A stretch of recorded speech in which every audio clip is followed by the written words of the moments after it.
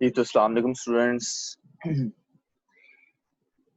Last time हमने sales tax के lecture में रजिस्ट्रेशन वगैरह के बारे में सब डिस्कस किया और रजिस्ट्रेशन को हमने 3 हिस्सों में तकसीम करके उसको अच्छे से डिस्कस किया, उसको समझा और मुझे उम्मीद है कि आप में से काफ़ी हद तक स्टूडेंट्स ने उसको कवर अप किया होगा। तो अब हम लोग आगे नेक्स्ट स्टार्ट करते हैं। जैसा कि हमने पहले इलस्ट्रेशन स्टार्ट की थी, इलस्ट्रेशन के बाद हम लोग डायरेक्ट चले गए थे रजिस्ट्रेशन के चैप्टर पर और बाकी हमारी इलस्ट्रेशन 10 तक हो गई थी और आज हमने इंशाल्लाह 11 इलस्ट्रेशन से स्टार्ट लेना है। तो स्टार्ट करते हैं फिर। औज़ु बिल्लाहि मिनश शैतानिर रजीम, बिस्मिल्लाहिर रहमानिर रहीम। कुल हुवल्लाहु अहद, अल्लाहुस समद, लम यलिद वलम यूलद वलम यकुन लहू कुफुवन अहद।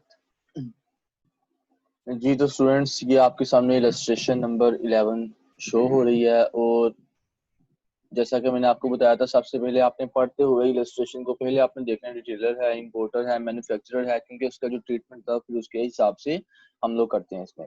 तो जी, mister Mahmood Mujtaba is an importer. Data regarding his business is as follows. वो इम्पोर्टर है, ठीक है, और उनके जो रिगार्डिंग डाटा है वो आपको दिया गया है। Total taxable turnover to registered person, उन्होंने जो टोटल सेल्स की हैं रजिस्टर्ड पर्सन को वो कितने की है, 70 लाख की। और टोटल टैक्सेबल इंपोर्ट्स कितनी है उसकी, 20 लाख की। तो रिक्वायरमेंट क्या है, is he liable to be registered और नॉट, क्या वो रजिस्टर्ड होने के लिए लाइबल हैं या नहीं। और दूसरी रिक्वायरमेंट है आपके पास, if yes what will be his sales tax liability. First requirement थी क्या वो लाइबल हैं रजिस्टर्ड होने के लिए या नहीं, और सेकंड रिक्वायरमेंट है अगर तो हाँ तो उनकी सेल्स टैक्स लाइबिलिटी क्या हो। जी तो स्टूडेंट्स, आपके सामने इसका सॉल्यूशन शो हो रहा है।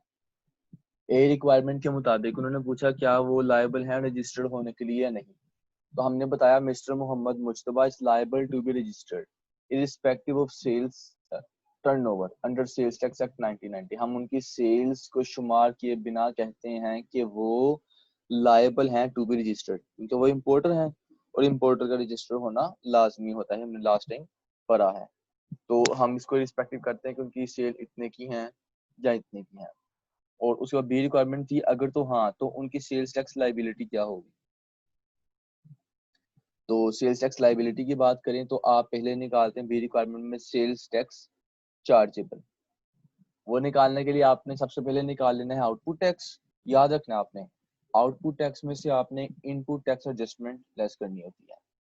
तो जी आउटपुट टैक्स आपका किस पे बनता है और कितना बनता है, हमेशा आपका जो आउटपुट टैक्स होगा वो आपका चार्ज होगा किस पर, सेल्स पर। और जो आपका इनपुट टैक्स होगा वो हमेशा आपका होगा परचेज पर, ये आपने याद रखना है। तो आउटपुट टैक्स की बात करें तो taxable turnover to registered person as, क्योंकि 70 लाख की टैक्सेबल सप्लाईज उसने की थी रजिस्टर्ड पर्सन को, तो उस पर 17% ले लिया हमने। तो उसका आया 11,90,000, ये आपने सेकंड कॉलम में लिख दिया और फर्स्ट कॉलम में आपने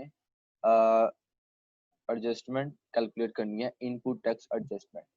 तो इनपुट टैक्स एडजस्टमेंट की बात करें, टोटल टैक्सेबल इंपोर्ट्स कितनी थी, मतलब एक उसने सेल्स की टू रजिस्टर्ड पर्सन और एक उसने परचेजेस की इंपोर्ट्स की, वो 20 लाख की थी और उस पर भी आपका 17% ही लगा, तो 3,40,000 आ गया।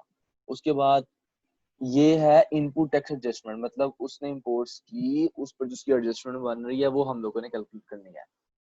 तो 3,40,000 रुपए उसकी 17% लगाकर बनी। और tax paid at the import stage, और जो उसने इम्पोर्ट स्टेज पर मतलब जहां पर उसने इम्पोर्ट की थी वहां पर भी उसने कुछ ना कुछ टैक्स पे किया था, उसका मजीद जो 3% है वो हम लोग इसमें ऐड करते हैं, इसको हम कहते हैं additional tax paid by the importer at the stage of import. तो वो आपका 20 लाख का आपने 3% लिया, तो वो आपके पास आ गया 60,000। तो दोनों का आपने प्लस किया तो आपके पास इसकी अमाउंट आ गई 4 लाख।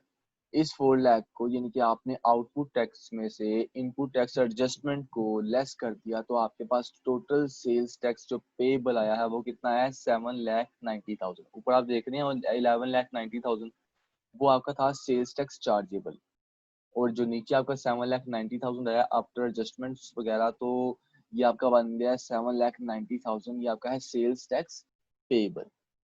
तो इसमें उन्होंने एक बात की है section 8B1, shall not apply in case of importer। अब सेक्शन 8B1 क्या चीज है, उसको हम क्यों अप्लाई नहीं करते इन दी केस ऑफ इंपोर्टर, तो इसको भी हम जरा तफसीलन पढ़ते हैं और इसको हम समझते हैं कि आपका सेक्शन 8B1 क्या है।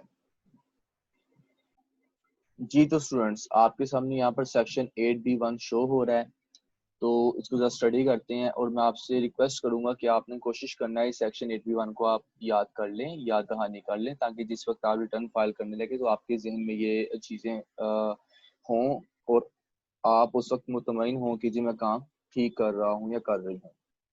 तो section 8B1 under SRO stands for statutory ruling order 647 part 1 2007 prescribes the procedure for adjustment of input tax up to 90% of output tax in case of registered person।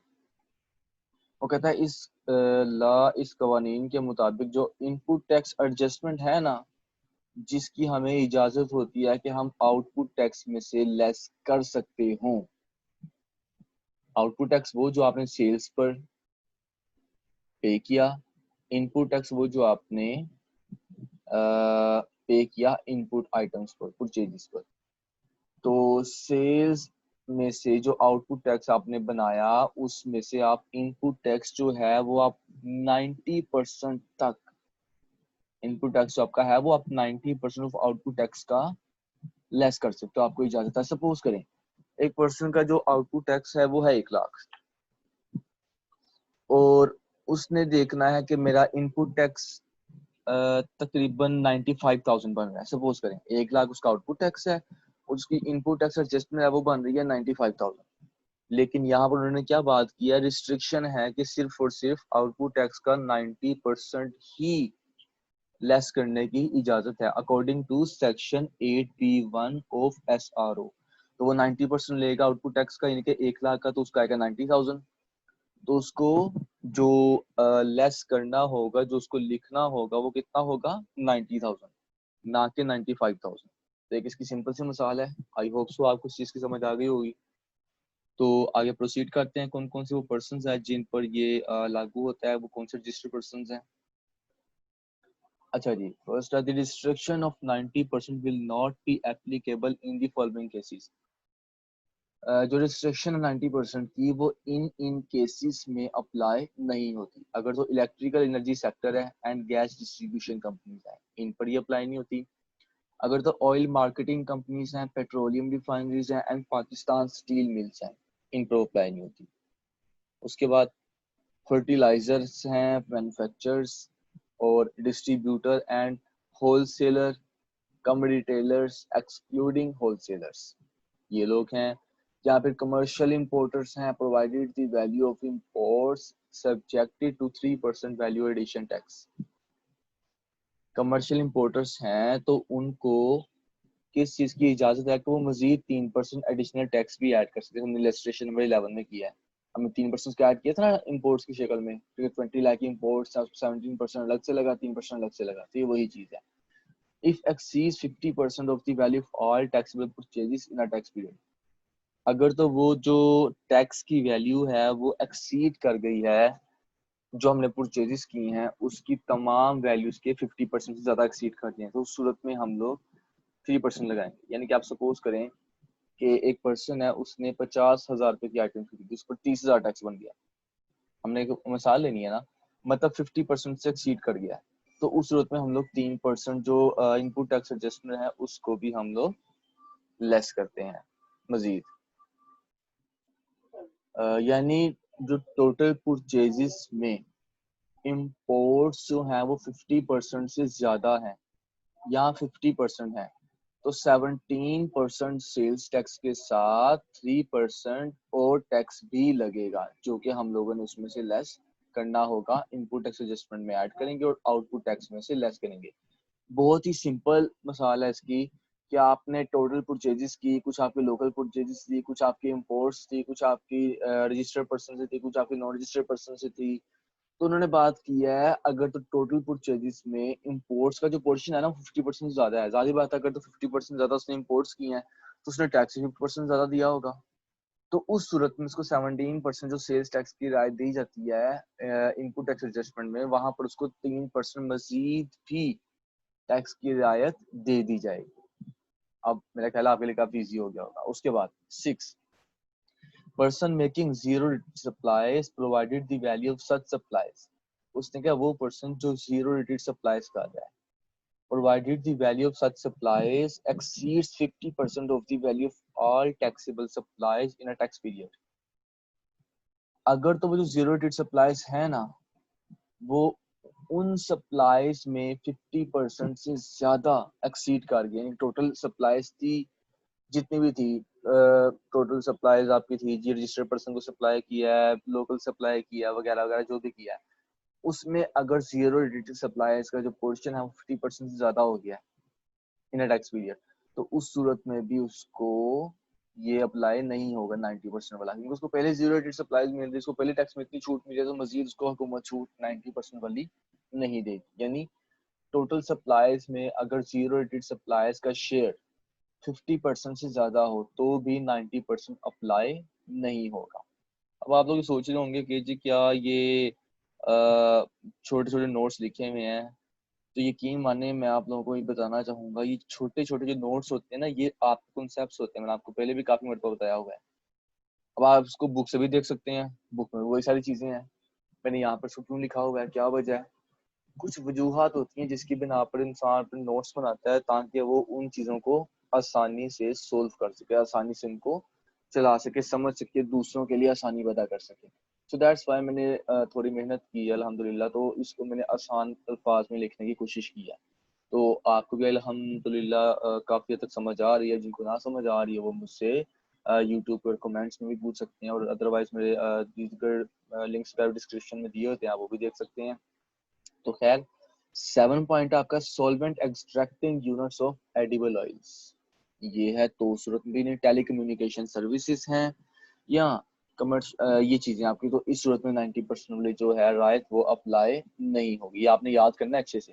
अच्छा, कमर्शियल इंपोर्टर्स क्या होते हैं, जो imports करें तो बिना किसी चीज को तब्दील किए सेल कर दें, ये कमर्शियल इंपोर्टर, मैन्युफैक्चर कम एक्सपोर्टर, ये सब चीजें ना बार बार रिपीट हो रही हैं, तो आप कोशिश करें इनको ना याद कर लें।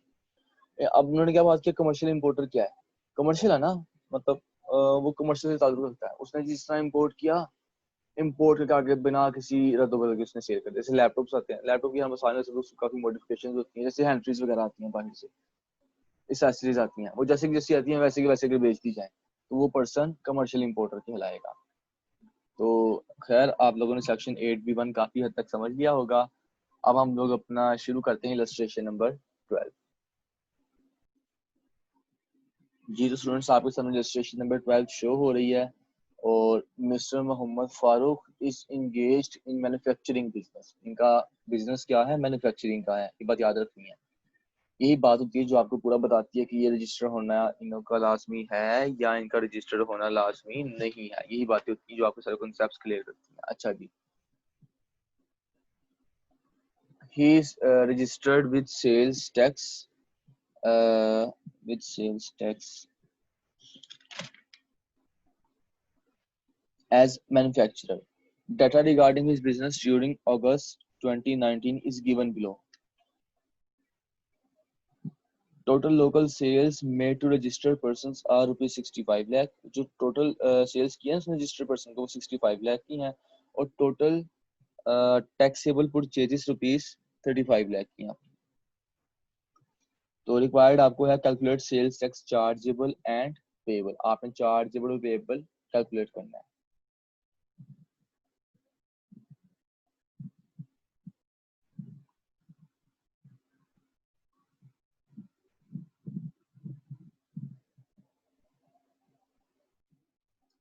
जी तो आपके पास सेल्स टैक्स चार्जेबल आ गया, आउटपुट टैक्स आपने पहले निकालना, total local sales to registered person 65 lakh की थी, और 17% आपने लगाया तो 11,05,000 आ गया। फिर आपने देखा इनपुट टैक्स एडजस्टमेंट 35 लाख का था, उस पर आपने 17% लिया, और वो आपका आ गया 5,95,000। अब एडमाइजेबल क्रेडिट आपने देखना है, अप्लाई आपने करना है सेक्शन 8B1, क्योंकि इसमें आपका अप्लाई होगा। ये मैन्युफैक्चरिंग बिजनेस और उसमें से किसी में फॉल नहीं कर रहा, तो इसमें रजिस्टर्ड पर्सन है तो उसमें अप्लाई होगा। अब आपने रिस्ट्रिक्टेड अपना 90% आपने कैसे लेगा ना आउटपुट टैक्स 11,05,000 का आपने लेना है 90%। जो ऊपर टोटल आउटपुट टैक्स था ना 11,05,000 था ना, उसका आपने 90% दिया तो आपने देखा 9,94,500 बन रहा है, जबकि आपका जो है टैक्स वो कितना आया 5,95,000। तो अब यहाँ पर पॉइंट की बात ये है कि आपका इसमें कौन सा टैक्स जो है वो आगे जाएगा। तो उसमें सिंपल सी बात है कि आपकी जो अमाउंट छोटी होगी वही आपकी आगे जाएगी। तो 5,95,000 आपकी अमाउंट छोटी है, ये आपकी नेक्स्ट पर चली जाएगी। 11,05,000 में से आपकी अमाउंट लेस हो जाएगी तो आपका आ जाएगा 5,10,000 आंसर।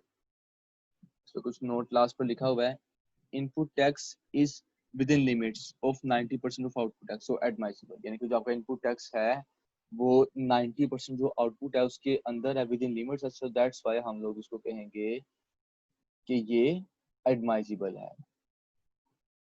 तो जी आज का ये था आपकी इलस्ट्रेशन नंबर, हमने 11 अटेम्प्ट की और 12 बहुत ही छोटी बहुत ही सिंपल थी। आप लोग उसको करें, छोटे छोटे कॉन्सेप्ट्स हैं आपके साथ साथ बनते जाएंगे, देन इंशाल्लाह फिर जैसे हम प्रोसीड करते जाएंगे तो इंशाल्लाह आपका कॉन्सेप्ट्स क्लियर होते जाएंगे। आपसे मैं ही रिक्वेस्ट करूंगा इसको जरा भी आपने क्या कहते हैं उसको नहीं छोड़ना, इसको सीरियसली लेना है। कहीं ये ना हो आप सीरियसली ना लें फिर आप पीछे रहना शुरू हो जाए, क्योंकि इंसान किसी को पीछे रहता है जिसको चीज़ों को सीरियस नहीं लेता। आई होप सो कि आप लोग उसको अटेम्प्ट करेंगे इंशाल्लाह और साथ साथ आप चलते रहेंगे। तो फिलहाल स्टूडेंट्स आज के लिए इतना ही, बाकी इंशाल्लाह नेक्स्ट लेक्चर आएगा उसमें हम लोग इलस्ट्रेशन नंबर 13 से स्टार्ट लेंगे।